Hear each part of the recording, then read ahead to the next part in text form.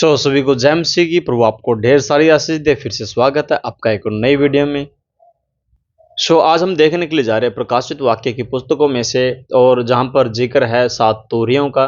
आज हम 7 तोहरियों के विषय में जानेंगे, और जो 7 विपत्तियां बाइबल में बताई गई हैं उन विपत्तियों के विषय में हम जानेंगे। प्रभु का आत्मा आप सबों को प्रभु इस वीडियो के द्वारा समझाए, और आप वीडियो को कृपया ध्यान से देखें और पूरा वॉच करें। प्रभु आपको ढेर सारी आशीष दे और समझ दे। तो आइए वीडियो को शुरू करते हैं। मैं आपके लिए वचन पढ़ने के लिए जा रहा हूं, जो कि लिखा है प्रकाशित वाक्य है उसका 8 अध्याय और उसका 7 वचन में इस प्रकार लिखा है। पहले स्वर्गदूत ने तुहरी फूंकी और लहू से मिले हुए और ओले और आग उत्पन्न हुई और पृथ्वी पर डाली गई, और पृथ्वी की 1/3 जल गई और पेड़ों की 1/3 जल गई और सब हरी घास जल गई। तो यहाँ पर लिखा है कि जो घास था वो जल गया, और पृथ्वी पर जो भी, यहाँ पर हम क्या देखते हैं कि जो पहले स्वर्गदूत ने तुहरी फूंकी और उससे लहू के ओले उत्पन्न हुए, और लिखा है पृथ्वी पर वो ओले डाले गए और पृथ्वी की 1/3 जलकर नाश हो गई। और वचन में लिखा है पेड़ों को भी 1/3 जला दिया गया और सब हरी घास जल करके राख हो गई। ये पहली तुहरी फूंकी गई थी, ये उस समय की बातें हैं। और आगे हम देखने के लिए जा रहे हैं दूसरी तुहरी के विषय में, कि दूसरी तुहरी में क्या होता है जब दूसरी तुहरी फूंकी जाती है। तो यहाँ पर हम देखते हैं वचन में 8 अध्याय 8 से 9 वचन तक हम पढ़ते हैं। इसमें इस प्रकार से लिखा है और दूसरे स्वर्गदूत ने 7 वचन में लिखा है, पहले स्वर्गदूत ने तुहरी फूंकी और लहू बन गया। यहाँ पर इस प्रकार से लिखा है। और 8 में इस प्रकार से लिखा है, और दूसरे स्वर्गदूत ने जब दूसरी तुहरी फूंकी तो लिखा है, तो मानो आग सा जलता हुआ एक बड़ा पहाड़ समुद्र में डाला गया और समुद्र का 1/3 जल लहू हो गया। यहाँ पर लिखा है कि जो 1/3 जल था वो लहू बन चुका है।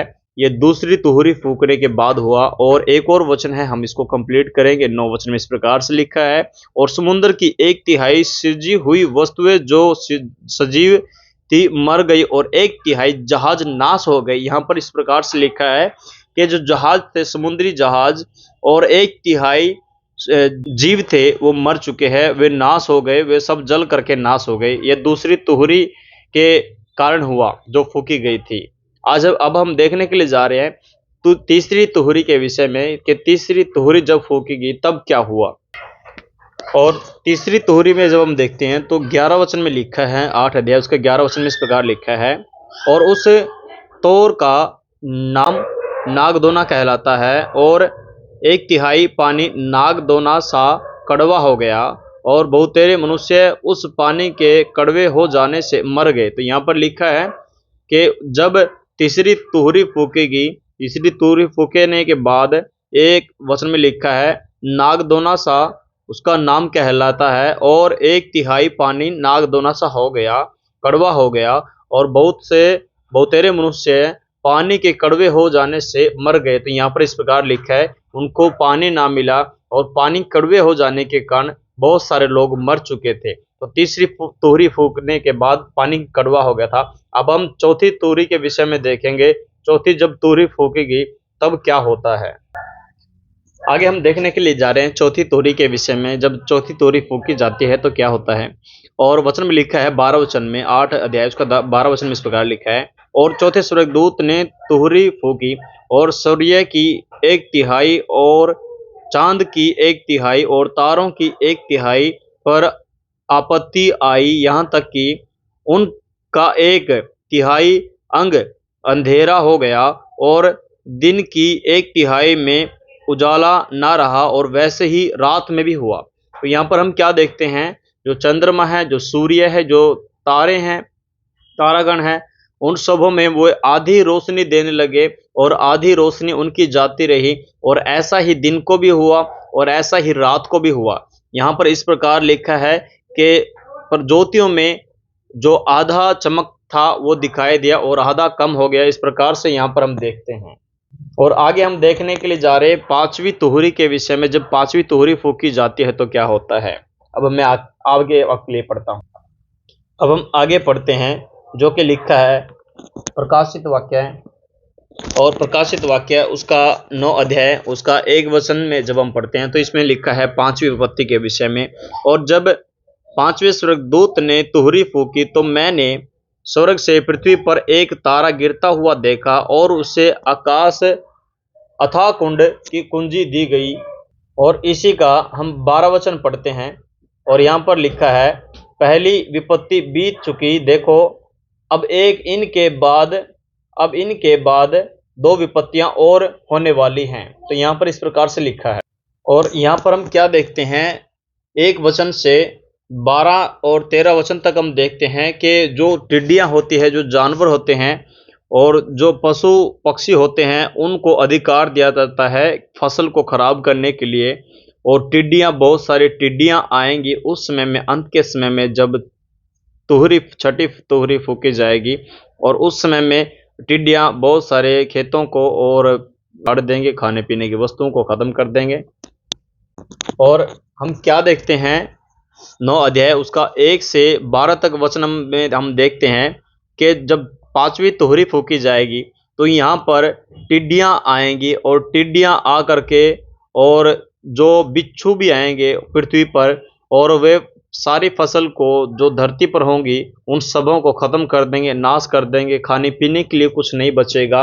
ये 5वें स्वर्गदूत ने जब कटोरा उड़ेला, ये तब ऐसा होगा। अब हम देखने के लिए जा रहे हैं, 6वें स्वर्गदूत ने जब कटोरा उड़ेला तो उसके 6ठे कटोरे के उड़ेलने से क्या होता है, हम आगे वचन में देखते हैं। और 6ठे स्वर्गदूत ने जब तुहरी फूकी तो यहाँ पर हम क्या देखते हैं, 200 मिलियन के करीब जो लोग थे, मानव जाति थी, वे सारी की सारी नाश हो गई, वो मर करके नाश हो गई। जब हम पढ़ते हैं प्रकाशित वाक्य उसका 9 अध्याय उसका 13 वचन में जब हम पढ़ते हैं तो 13 वचन से और 21 वचन तक जब हम पढ़ते हैं, यहाँ पर हम देखते हैं कि मनुष्य को अनेक प्रकार की रीति से मार दिया गया। 19 में हम पढ़ते हैं, क्योंकि उनको घोड़े की सामर्थ्य के और उनके मुँह और पूंछों में थी, और उन्होंने इसलिए कि उनकी पूंछों सांपों की सी थी और उन्हें पूंछों के सिर भी थे, और उन्हीं से वे पीड़ा पहुंचाते थे। यहाँ पर लिखा है कि वे, और परमेश्वर ने बहुत सारी विपत्तियां, बहुत सारी पीड़ाएं जो पृथ्वी पर भेजी थी, उनमें से बहुत सारे लोग जो बच चुके थे।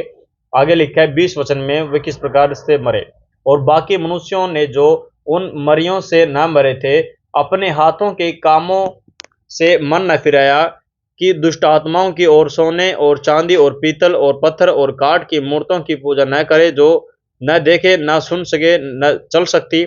और 21 वचन में लिखा है, और जो खून और टोना और व्यभिचार और चोरियां उन्होंने की थी, उन्होंने उससे मन न फिराया, और वे 1/3 200 मिलियन के करीब लोग मर करके नाश हो गए। आगे हम पढ़ने के लिए जा रहे हैं 7वीं तुहरी के विषय में। जब 7वीं तुहरी फूकी जाती है तो क्या होता है, आगे हम पढ़ेंगे। और आगे हम पढ़ने के लिए जा रहे हैं जो कि लिखा प्रकाशित वाक्य 11 अध्याय उसका 15 वचन में इस प्रकार से लिखा है, और जब 7वें स्वर्गदूत ने तुहरी फूकी तो स्वर्ग में उस विषय के बड़े बड़े शब्द होने लगे, जगत का राज्य हमारे प्रभु का और उसके मसीह का होने वाला है, और वह युगानुयुग राज्य करेगा। और 24 प्राचीनों जो परमेश्वर के सामने अपने अपने सिंहासन पर बैठे थे, मुंह के बल गिरकर परमेश्वर को दंडवत करके कहने लगे कि हे सर्वशक्तिमान प्रभु परमेश्वर, जो है, जो था, जो आने वाला है, हम तेरा धन्यवाद करते हैं कि तूने अपनी बड़ी सामर्थ्य के काम में ला कर राज्य किया है, और अन्य जातियों ने क्रोध किया, और तेरा प्रकोप आ पड़ा, और वह समय आ पहुंचा है कि मरे हुओं का न्याय किया जाए, और तेरे दास भविष्यवक्ताओं और पवित्र लोगों को और उन छोटे बड़ों को जो तेरे नाम से डरते हैं बदला दिया जाए, और पृथ्वी के बिगाड़ने वाले नाश किए जाए। और परमेश्वर का जो मंदिर स्वर्ग में है, हम वह खोला गया, और उसके मंदिर में उसकी वाचा का संदूक दिखाई दिया, और बिजलियां और शब्द और गर्जन और बुढ़ोल हुआ, और बड़े बड़े ओले पड़े। यहाँ पर इस प्रकार से लिखा है। तो हम 7वें तुहरी में क्या देखते हैं, परमेश्वर के राज्य की घोषणा की गई है। यहाँ पर हम क्या देखते हैं, 7वीं तुहरी में परमेश्वर के राज्य की घोषणा की जाती है कि परमेश्वर का राज्य कहाँ का है, और परमेश्वर अपना राज्य कहाँ स्थित करेगा, और परमेश्वर के साथ हम कहाँ पर रहेंगे। यहाँ पर हम देखते हैं स्वर्ग खोला गया, और स्वर्ग में उन लोगों को जो मसीह पर विश्वास करते थे और जिन्होंने यीशु मसीह को अपना उद्धारकर्ता जान लिया था और माना, वे सब परमेश्वर के सामने उस जगह पे खड़े किए गए, परमेश्वर के स्वर्ग राज्य में उसके सामने खड़े किए गए। तो मैं प्रभु का धन्यवाद करता हूं। अगर वीडियो आपको अच्छी लगी हो तो प्रभु आपको ढेर सारी आशीष दे, और ऐसे ही हमारे वीडियो को जानने के लिए और बाइबल के फैक्ट जानने के लिए और समझने के लिए जुड़े रहे हमारे साथ में, और ऐसे ही वीडियो देखने के लिए हमारे वीडियो को लाइक करें और चैनल को सब्सक्राइब करें और हमारी वीडियो को शेयर करना ना भूलें और अपनी राय कमेंट में जरूर डालें। प्रभु आपको ढेर सारी आशीष दे। सभी को जय मसीह।